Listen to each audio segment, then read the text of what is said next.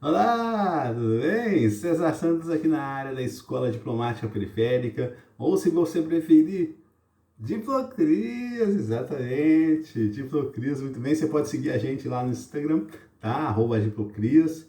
E eu queria vir aqui, ótimo, eu vim aqui para convidar vocês para conhecer o nosso novo projeto, um projeto acadêmico, um projeto científico, mas que vai ser gestado a partir de fora da universidade, porque a gente está falando de um tema muito específico que encontra uma ausência de literatura, uma ausência de paradigma dentro da universidade, o que nos força naturalmente a procurar fora do Brasil e fora da universidade também. Eu estou me referindo ao campo de análise de política externa, mais especificamente política externa e povos indígenas. Política externa e povos indígenas é um tema que eu tenho me dedicado desde 2020, aliás, desde 2019, exatamente. Já publiquei em 2020, você pode me pedir o artigo, saiu lá pela Cadernos de Campo, né, da Universidade Estadual Paulista, gloriosa Unesp. E desde então eu tenho me dedicado também à pesquisa da Convenção 169 da OIT.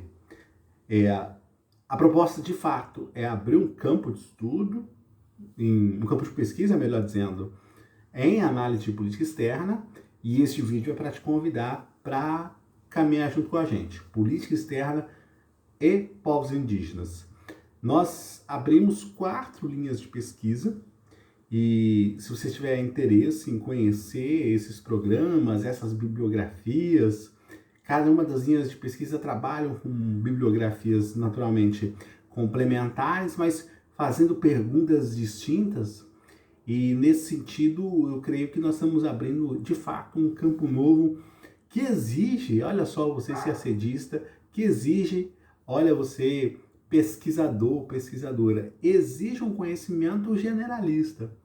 Eu fui ser acedista por muitos anos e esse background que a gente tem como candidato ao concurso me dá um certo repertório para navegar em áreas diferentes que os especialistas às vezes não desenvolveu essa competência ou mesmo o programa onde eles se encaixam não tem o interesse na visão um pouco mais abrangente, um pouco mais generalista. Então, se você se identifica com o tema política externa e povos indígenas, esse vídeo é sim para você. Se você conhece alguém que se interesse pelo programa, olha só, é um paradigma indigenista, não é um paradigma indígena, tá bom?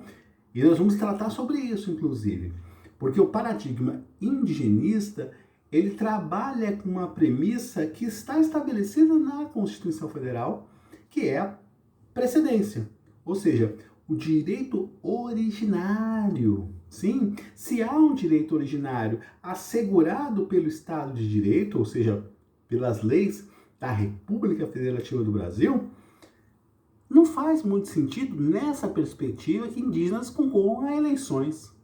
Não faz nesse sentido que indígenas ocupem ministérios. Não faz. Porque essa luta por dentro, ela já está perdida. Essa luta por dentro cozinha, exatamente, cozinha os povos indígenas no Supremo Tribunal Federal. Então elas meio que engambeiam aí, com todo respeito. Agora, veja só, não quer dizer que os povos indígenas não possam participar da vida democrática do país. Podem, devem. Podem demandar a agenda indígena? É natural, claro que pode. Mas isso não se confunde com o artigo 231. O artigo 231 fala de precedência. E nesse sentido está falando de consulta prévia, livre e informada. E não de representatividade. Abrir vagas para o concurso de admissão à carreira de diplomata apenas para indígenas é louvável? Ministério dos Povos Indígenas também é louvável? Fundação Nacional dos Povos Indígenas? É bom, mas não é louvável. Até porque é da época da ditadura. Agora, veja bem, o paradigma indigenista é outra rolê, é outra parada. Anota aí, hein? É um outro regime de veredicção. Regime de veredicção. Michel Foucault, tá bom? Tá convidado para participar do programa. A gente começa as aulas 18 de fevereiro, né? Você pode se inscrever no WhatsApp, achar aí o WhatsApp da Edip, né? E pedir a sua inscrição. A gente vai fazer uma reuniãozinha rápida pelo Meet. E eu espero te ver lá, conversar ao vivo, bater um papo, vou apresentar o programa, vocês vão escolher uma ou no máximo até 2 linhas de pesquisa e vamos trabalhar. Vamos sair um pouco das redes sociais, né? E vamos trabalhar. Isso se você não quiser estudar para o CACD. Se você quiser continuar estudando para o CACD, ótimo. Vai lá no canal CACD 2030, onde eu sou um pouco menos desconhecido. E lá no canal CACD 2030 você tem o conteúdo que você precisa para passar de fase no concurso. Naturalmente você pode também me chamar pelo WhatsApp, que eu dou aquela mão para você, tá bom? Tudo gratuito, gente. Claro, você pode colaborar naturalmente, a chave Pix você já conhece. Mas não é sobre isso, né? A gente está aqui criando um campo. E esse campo é um campo emancipador. Para muito além da FUNAI, para muito além dos povos indígenas, para muito além do Estado Democrático de Direito. É claro que nós não vamos descobrir muita coisa nova. A gente só vai limpar o caminho que o Estado de Direito impõe aos direitos originários. E como é que limpa esse caminho?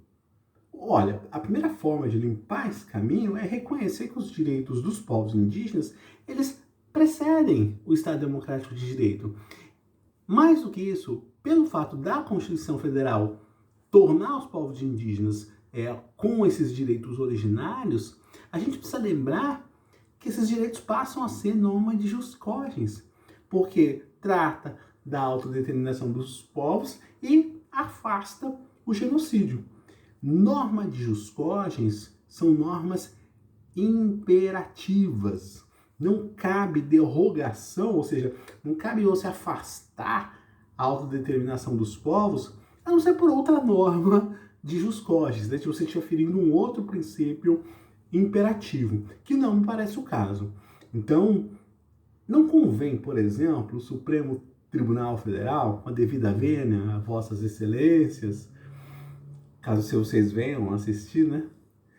Não cabe mediação. Não, como é que vocês vão mediar um direito indisponível, né? Mas eu entendo, o Brasil não é para amadores. Há magistrados que são latifundiários, né? É uma relação umbilical aí muito profunda.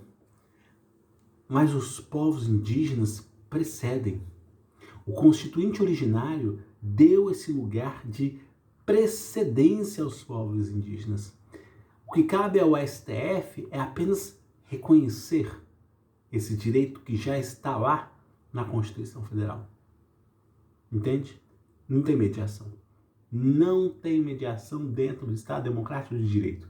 É por isso que é tão importante que os povos indígenas estabeleçam protocolos de consulta e, se não estabelecerem também, tá tudo bem, né? Porque veja só, quando um povo indígena, Munducuro, Guajajara, enfim, quando um deles não tem um protocolo de consulta, a resposta para nós, a sociedade envolvente, está dada. A resposta é não, minha gente. Se não tem protocolo de consulta, não é não, tá bom? César, e os grandes empreendimentos em nome do desenvolvimentismo? Problema da Constituição Federal. Não é um problema do paradigma indigenista. A nossa questão é com os protocolos de consulta, porque elas vão evocar outros regimes de veredicção. Se houver a possibilidade dos povos indígenas formalizarem seus protocolos de consulta do jeito que eles quiserem, não precisa nem ser democrático, mas do jeito que eles quiserem, aí sim a sociedade envolvente, aí sim a República Federativa do Brasil vai poder atuar. Entende? Compreende? Maravilha. Então, 18 de fevereiro, vou esperar você aqui para a abertura do nosso programinha, tá? Vem para o programa, exatamente. Clique em curtir, assine o canal e vamos junto. Muito obrigado.